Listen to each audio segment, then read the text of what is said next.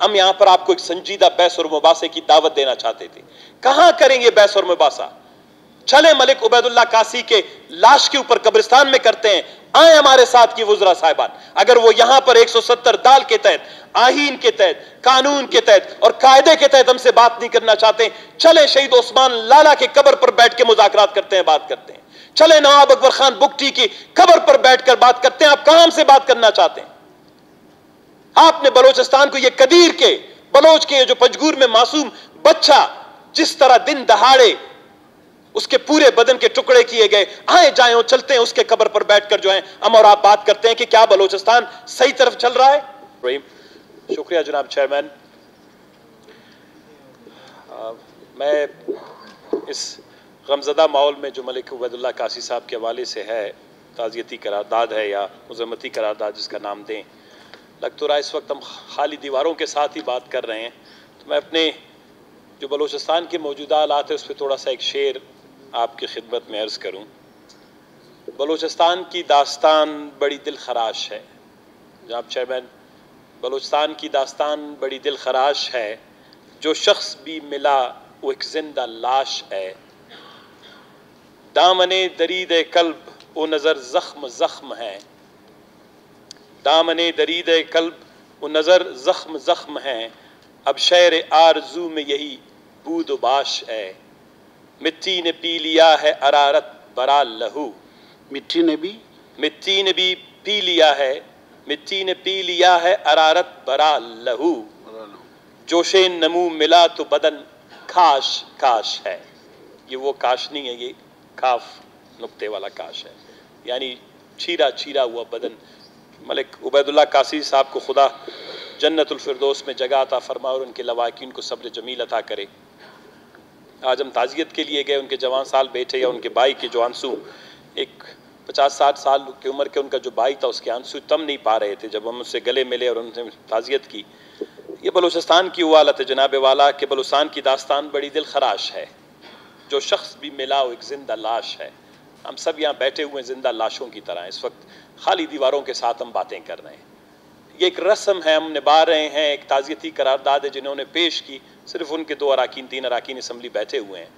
باقی ملک عبید اللہ قاسی ایک عام شہری بھی نہیں تھے. ہمارے ہاں شہریوں میں بھی بہت کیٹیگریز ہوتے ہیں. ملک عبید اللہ جیسے کئی ہمارے بلوچستان میں گزشتہ 15 سال میں کوئی 900,000 کے قریب مسخ شدہ لاشیں اس طرح سڑکوں پر ہمیں نظر آئیں اور ہمیں ملے. ہم نے کبھی بھی بلوچستان کے معاملات کو سمجھنے کی کوشش نہیں کی. اور لیکن افسوس کی بات یہ کہ جناب والا ہمیں بذات خود ہم اس حکومت کو یا اسمبلی کو ہم سب کو سب سے زیادہ شرمندگی یہ ہوتی ہے کہ 40 دن اغوا ہونے کے باوجود جب بلوچستان میں ان کو پتا تھا کہ وہ اغوا ہوئے ہیں، ہم ان کو حفاظت طریقے سے بازیاب نہیں کرا سکے. شرمندگی کی بات تو یہ ہے جناب والا ہم سب کے لیے، اس حکومت کے لیے، کہ جہاں ہم 70 ارب روپے امن و امان کی مد میں خرچ کرتے ہیں، جہاں ہم نے موجودہ پی ایس ڈی پی میں بھی، اگر آپ کہیں تو میں آپ کو پی ایس ڈی پی کا وہ صفحہ اور نمبر بھی کھول کے بتا دوں، جس میں صرف جناب والا صفحہ نمبر 251 پر اس وقت 3,577 ملین بھوکے پیاسے ادویات سے محروم بے روزگاری کے شکار بلوچستان میں 3,577 ملین 3.5 ارب روپے 1,475 ملین دوسرا یعنی 1.5 ارب روپے اور 800 ملین اور یعنی جناب والا 6 ارب روپے کے قریب کوئٹہ میں صرف تاروں اور کیمروں کے لیے 1-2 سال میں جو ہے خرچ کیے گئے. ایک ایسے شہر میں جہاں ملک عبید اللہ اور اس کے خاندان نے اپنی ساری زندگی گزاری، انگریزی ادوار سے لے کر جس کا ذکر ابھی ہمارے دوست زمرک صاحب کر رہے تھے، شاید ان کے آباء و اجداد میں سے کسی کی بھی لاش انگریز دور میں بھی ملک عبید اللہ قاسی کے خاندان کی تاریخ میں بھی کبھی ایسا نہیں ہوگا کہ ان کے 50-60 سالہ ایک بزرگ کے لاش کو جو ہے اس طرح جو ہے دھوپ میں پھینک دیا گیا ہو. اور صرف ایک لاش نہیں تھا، اس لاش کے اوپر کئی سوالات بھی تھے، ہر زخم ایک سوال تھا.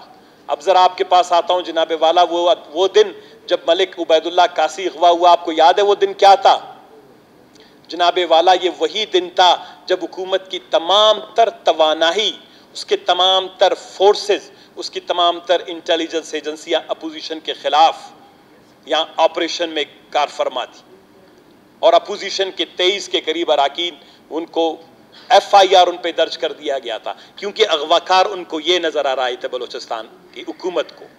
ملک سکندر اغواکار تھا، امل کلمتی اغواکار تھا، ملک نصیر اغواکار تھا اس وقت جو ہے بلوچستان میں، کیونکہ ان کو یہ ڈر تھا کہ جو بندر بانٹ ہو رہی ہے اس کو بچانے کے لیے جناب والا ساری حکومت کی توجہ 70 ارب روپے والی امن و امان والی ہماری پوری لا اینڈ آرڈر کی جو ڈپارٹمنٹس تھے ان کی سب کی توجہ بلوچستان کی اپوزیشن کو زیر کرنے پہ لگی ہوئی تھی۔ تو ملک عبید اللہ قاسی دوسری طرف، ملک عبید اللہ قاسی کو 2-4 اغواکار اس پورے نظام میں 70 ارب روپے خرچ کرنے والے، لا اینڈ آرڈر پر خرچ کرنے والے ہماری سینکڑوں ادارے، وہ جو ہے 3-4 اغواکاروں کو ڈھونڈنے میں ناکام ہو گئے تھے۔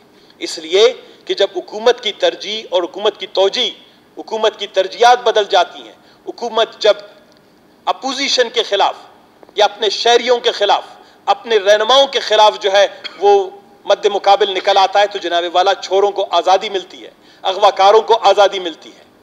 اور یہ وہی دن تھے جہاں پر ہم جس دن تانے اور جیل میں تھے، دوسری طرف یہ اغواکار ملک عبید اللہ قاسی کو پانی سے بھی انہوں نے محروم رکھا، روٹی سے بھی محروم رکھا۔ اس کے علاوہ ارب میرے خیال دن ایسا نہیں ہوگا کہ جہاں اس کو بدن کو کسی نہ کسی تیزدار آلے سے جو ہے وہ چیرتے تھے یا زخم بناتے تھے، وہ محظوظ ہو رہے تھے۔ وہ حکومت کی اس رٹ کو جو بلوچستان کے اندر کہتا ہے کہ ہم حکومت ہیں، یہ ہمارا فرض ہے، وہ اس حکومت کے رٹ کو چیلنج کر رہے تھے۔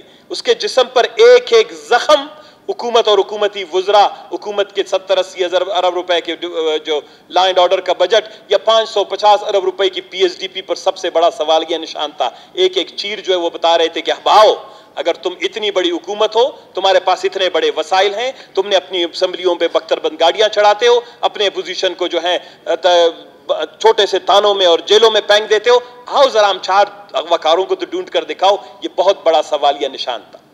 اس پہ بھی افسوس نہیں ہوتا ہمیں۔ افسوس تو یہ کہ جب ہم شہید عثمان لالا کے فاتح خوانی کے لیے واپسی پر آئے، تو اس جرگے میں ہم بھی گئے جہاں پر کچھ لاکھ ارد گرد و نواح کے تقریباً جو ناردرن بلوچستان ہے، شمالی بلوچستان کا کوئی بھی ایسا قبیلہ، فرد یا وہاں کے معتبرین وہاں پر بیٹھے نہ ہوں، سڑک کے کنارے۔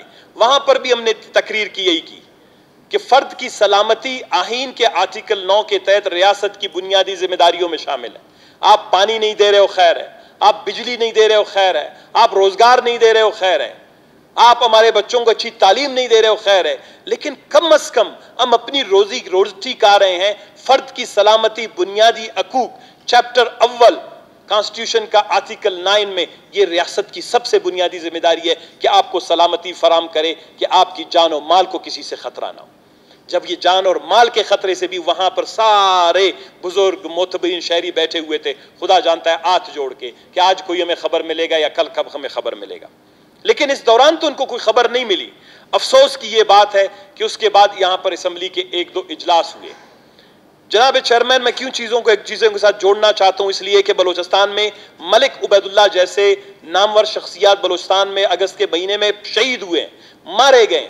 نواب اکبر خان بگٹی کی لاش اسی طرح زخمی، اسی طرح گولیوں سے چلنی، اسی طرح جو بھی صورتحال میں ہوگا وہ کسی نے دیکھا نہیں ہے۔ اس صوبے نے جب آپ 15-20 سال سے لاشیں دیکھ رہے ہیں تو یہ صوبہ سنجیدگی چاہتا ہے۔ جو آج ہم نے ایک 170D کے تحت جو ہم نے ایک قرارداد پیش کی تھی، تحریک پیش کی تھی، وہ بلوچستان کی تاریخ میں آج تک پیش نہیں ہوا۔ اس اسمبلی نے اپنی تاریخ میں کبھی کمیٹی آف آل نہیں بنایا تھا۔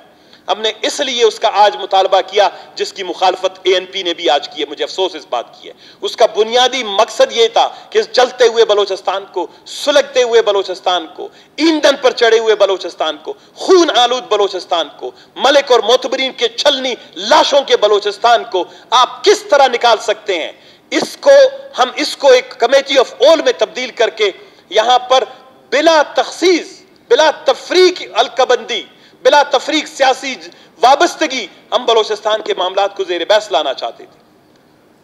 اس معاملات کی بنیاد پر بلوچستان کے معاملات کا آئندہ کا لاعمل بنانا چاہتے تھے۔ ہم کوئی 170 دال کے تحت यहां पर कोई आप लोगों के हलकों में दी गई हुई बजट या आप लोगों ने जो और लोगों को बजट दिए जिनसे लोग बेजार हैं, उनके पैसे हम आपसे मांग नहीं रहे थे। हम यहां पर आपको एक संजीदा बहस और मुबासे की दावत देना चाहते थे।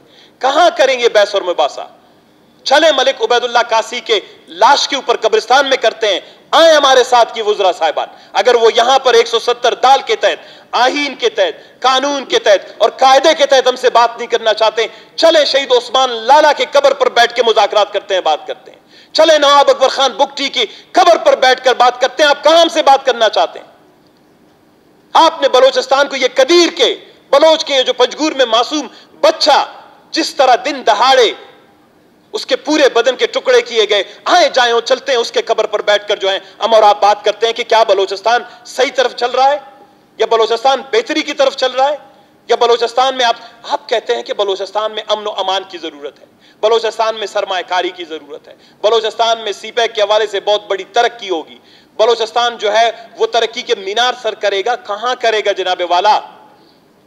आज के अखबारात में अगर मलिक उबैदुल्लाह कासी की ये तस्वीर छपी है, सरमायाकार को अगर आप कहें कि आप 1 रुपए में मैं आपको 1 किलो सोना भी देता हूं, वो बलोचिस्तान नहीं आएगा।